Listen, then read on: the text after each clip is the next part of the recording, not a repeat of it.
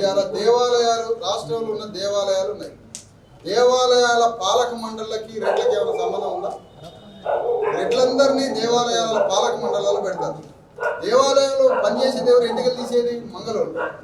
ఎక్కడ పాలక మండలాలలో నాయి బ్రాహ్మణులకి పాలక మండలిలో అవకాశం లేదు.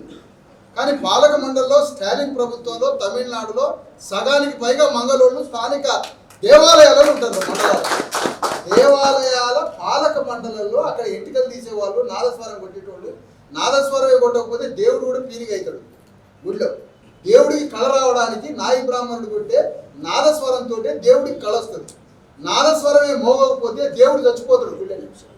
అలాంటి మంగళ వాళ్ళు ఎంటికలు తీసి ముక్కులు చెల్లించుకుంటే కోట్ల టన్నుల ఎంటికలు తీసే మంగళ ఆయనట పాలక మండలిలో ఉండడట.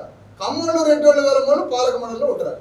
మంగళ వాళ్ళకి సగానికి పైగా నాయి బ్రాహ్మణులకి పాలక మండలిలో దేవాలయ పాలక మండలిలో చోటు కల్పించాలి.